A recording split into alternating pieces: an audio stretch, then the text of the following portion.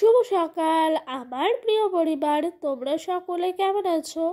আশা করছি যে যেখান থেকে আমার ব্লগটি দেখছো সকলে ভালো আছো। তোমাদের আশীর্বাদ ও ভালোবাসার সাথে নিয়ে আজকের ব্লগটি শুরু করলাম। আজকে হলো শনিবার, এখন বাজে ঘড়ির কাঁটে ঠিক সকাল 8টা। সকালে উঠেই সমস্ত বাসি কাজকর্মগুলো সেরে নিয়েছি, তা দিয়ে না সববার ব্রাশে মাজন দিয়ে দিলাম। তো আমার ব্রাশটা নিয়ে আমি কিন্তু ব্রাশটা এরই মধ্যে করে নিয়েছি। আর এই দেখো লাল বালতিটা দেখতে পাচ্ছ না, এই ছোট্ট বালতিটাই করে কিন্তু ডোডো স্নানের জলটা রোদে দিই। তবে আমরা সমস্ত জলগুলো এই মাঠের দিকে রোদে দিই, কেন জানো তো? মাঠের দিকে না রোদ্দুরটা খুব ভালো করে পড়ে। আমাদের বাড়িতে শীতকালে রোদ্দুরই আসে না, সেই জন্য আমরা মাঠের কাছে জামা কাপড় রোদে, তারপরে ধরো জল টল সমস্ত কিছু মাঠের কাছে মেলি। তবে গ্রীষ্মকালে আবার রোদ্দুরটা আমাদের বাড়িতে বেশ ভালোই আসে। তো এই দেখো কথা বলতে বলতে ওইদিকে কাজকর্মগুলো হওয়ার পর কিন্তু আমি বাসি নাইটিটা একবারে ছেড়ে নিয়েছি, ছেড়ে এই কুয়োর পাড়ে চলে এসেছি বাসি নাইটিটা জল কাচা করে নিতে। সকাল সকাল বাসি নাইটিটা ছেড়ে নিলে বেশ মনের দিক থেকে শান্তি পাওয়া যায়। আর আমি জানো তো বাসি কাজ হওয়ার পরই কিন্তু বাসি নাইটিটা ছেড়ে হাত পাটা একটু ভালো করে ধুয়ে নিই, তারপরে আমি চাটা বসাতে চাই। অনেকে দেখেছি বাসি নাইটি পরেও কিন্তু সংসারে হেসেলে ঢুকে রান্না বান্না কাজকর্ম করে, তবে জানো এটা কিন্তু একদমই শুভ না। এটা বলে মা লক্ষ্মী ঘরে বিরাজি করে না।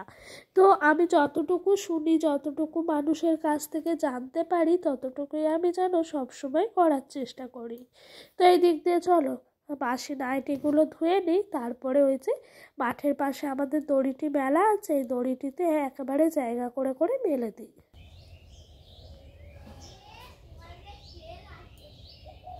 জানো তো বন্ধুরা, এই দেখো মাঠটা দেখতে পাচ্ছ না? আমি না বিয়ের পর পর মানে যখন আমার নতুন নতুন বিয়ে হয়, মন খারাপ, মনের মধ্যে কোনো যদি ডিপ্রেশন থাকতো, তাহলে না সবসময় আমি এই মাঠের পাশে এসে ধুধু মাঠের দিকে এক দৃষ্টিতে চেয়ে নিজের চিন্তা ভাবনাগুলো প্রকাশ করতাম।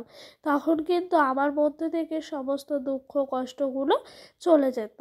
তবে এখন এতটাই সংসারী হয়ে গেছি, ছেলে সংসার স্বামী নিয়ে ব্যস্ত হয়ে পড়েছি, এই মাঠের পাশে এসে দাঁড়ানোর আমার সময়ই নাই। জানো তো এক এক সময় বড্ড মিস করি এই সময়টা মাঠের পাশে এসে দাঁড়িয়ে থাকা। ওদিক দিয়ে আমার বাসি কাজকর্ম হলো, বাসি নাইটিটাও ধোয়া হলো। তো এইদিকে চা বসিয়ে দিয়েছি। প্রথমে শাশুড়ি মার জন্য চাটা ঢেলে নিয়েছি, এবার আমার আর আমার শ্বশুরমশাইয়ের চাটা ঢেলে নিচ্ছি।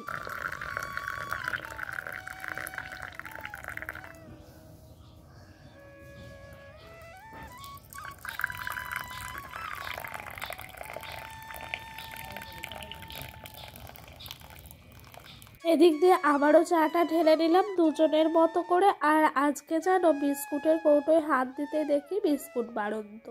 তো শ্বশুরমশাই চানাচুর মুড়ি খাবেন না সকাল সকাল, তার জন্য ওনাকে গ্লাসের মধ্যে একটু মুড়ি দিয়ে দিলাম, উনি ওভাবেই খেতে পছন্দ করে। আর এইদিকে ঘরে দেখছি একটুখানি চানাচুর পড়েছিল, তাই ভাবলাম আমার আর শাশুড়ি মায়ের জন্য একটু মুড়ি মাখা করে নিই। সকাল সকাল এভাবে মুড়ি মাখা খেতে খুব ভাল লাগে জানো। তো এই দেখো এই দিক দিয়ে জানো তো আমি না আজকে রান্না করব ফুলকপির পাতা বাটা।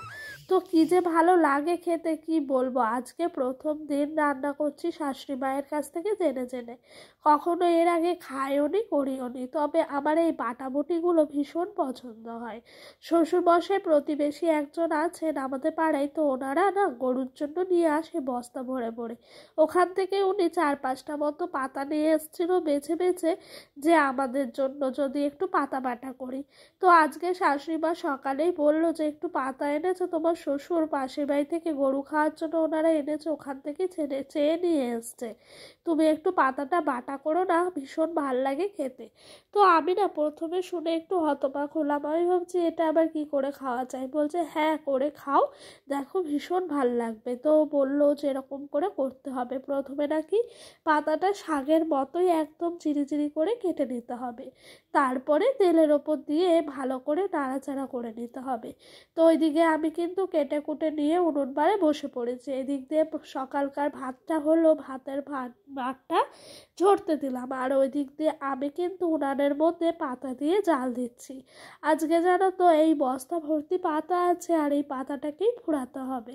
তো জানো তো তেলের ওপরে প্রথমে কালো জিরে ফোড়ন দেব, তারপরে কিন্তু রসুন আর তোমার কাঁচা লঙ্কাটি ফোড়ন দেবো। তারপরে এই শাকগুলো জলে ধুয়ে রেখেছিলাম, সেই সমস্ত শাকগুলো দিয়ে দিতে হবে।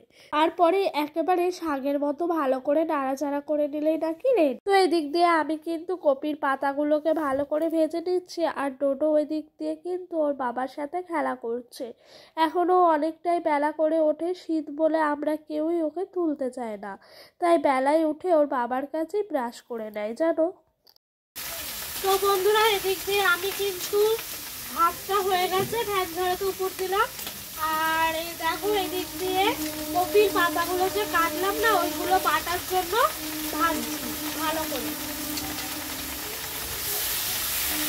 আজকে অনেকটাই লেট হয়ে গেছে রান্নাগুলো করতে, মানে সকালে উঠতেই লেট হয়েছে। তার উপরে কি হয়েছে জানো তো, কালকে রাতে না আর ভয়েস ওভারটা দিয়ে রাখা হয়নি, সেই জন্য আজকে সকালে ঘুম থেকে উঠে সমস্ত কাজের আগে আমি কিন্তু ভয়েস ওভারটা দিয়েছি। সেই জন্য আরো যেন কাজকর্ম করতে লেট হয়ে গেছে বলে তোমার এদিকেও লেট হয়ে গেল। তো চলো তাড়াতাড়ি করে নিই, তারপর তোমাদের সাথে আবারও কথা হচ্ছে। জানো তো, আমি না বয়স্ক মানুষদের মুখে শুনেছি যে আমরা বাড়ির মেয়েরা বা গৃহিণীরা আমাদের কর্মের ওপরেই নাকি মা লক্ষ্মীর বাস। এই কথাটা যখন বলতো সবাই, আমি না ভাবতাম হয়তো জ্ঞানী ব্যক্তি জ্ঞান দিচ্ছেন, তবে এই কথাটা আজকে বাস্তবে মিলে যায় জানো। আমি না অনেক সময় আমি দেখি আমি যেভাবে কাজকর্মগুলো করি এবং রান্নাবান্নাগুলো সেরে নিই, এগুলো নিয়ে যদি আমি সবসময় ভেদাভেদ করতাম বা বলতাম আমি পারবো না, করবো না, তখন কিন্তু সংসারে একটা অশান্তি সৃষ্টি হতো। জানো তো, সংসারে অশান্তি মানেই বলে সংসারে অলক্ষ্মী লেগেছে। জানো তো, সবসময় ভাবি আমার কাজটাই যদি সবার কাছে ভালোবাসা হয়, আমার ঘরের মা লক্ষ্মীর বাস হয়, তাহলে আমি আমার কর্মটা সবসময় করেই যাই। কর্ম করতে চাইলেই কিন্তু মানুষ ভালো থাকে। বলে যে সংসারে কাজ নাই সে সংসারে নাকি লক্ষ্মী নাই। তাই যেন যতটা পারি নিজের সংসারে কাজগুলো করে মা লক্ষ্মীর বাস করার মতো করে রাখার চেষ্টা করি। তবে জানো তো, যতটুকু পারি সংসারটা নিজের মতো করে গড়ে পিটে তোলার চেষ্টা করি। আর জানো তো, আমি এখন নিজের স্বচক্ষে কি দেখছি সকালে জানো তো গ্যাসটা না ভাত রান্না করাতে অনেকটা ফুরিয়ে এসছিল। তো এখন না কদিন ধরে কাঠের উনানে সকালে রান্নাটা করে নিচ্ছি। এতে করে জানো তো আমার না অনেকটাই সাশ্রয় হচ্ছে।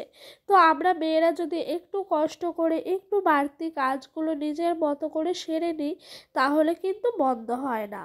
আর জানো তো, এতে করে কিন্তু ঘরের লক্ষ্মীটাও অনেকটাই বজায় থাকে, আর সংসারটাও অনেকটাই ভালোভাবে হয়। তো আমার সবসময় মনে হয় নিজের কাজের দ্বারাই মা লক্ষ্মীর ফল আসে। তো যাই হোক, কথা বলতে বলতে ওইদিকে সকালের খাওয়া দাওয়ার বাসনগুলো ধুয়ে নিয়েছি। ধোয়ার পর সোজা ঘরে চলে এসেছি। ঘরে এসে কিন্তু এই দেখো বিছানাটা তুলেছি। আজ বিছানা তুলতে অনেকটাই দেরি হয়েছে। সকাল থেকে কাজ করতে করতে সময় যে কিভাবে চলে যায় বুঝতেই পারি না। আর জানো তো, সকালে যদি ডোডো ঘুমের থেকে ওঠে না, তাহলে না একসাথে বিছানাটা তোলা হয়ে যায়। তবে শীত পড়াতে ছেলেটা যেহেতু ছোট, ঠান্ডা লেগে যাবে অত সকালে বাইরে বার করলে, সেই জন্য ওর বাবা ওকে নিয়ে ঘরেই একটু শুয়ে থাকে, আর আমি ওই দিক থেকে কাজগুলো সেরে নিই। তার জন্যই যেন বিছানাটা অনেকটা বেলা অবধি পড়ে থাকে। তো এভাবে বিছানা পড়ে থাকাও বলে ভালো না, তবে আমার কাছে কিছু করার নাই জানো, এর অপশন নাই। তার জন্যই জানো তো একটু বেলা হয়ে যায় প্রত্যেক দিন আমার এই বিছানাটা গোছাতে।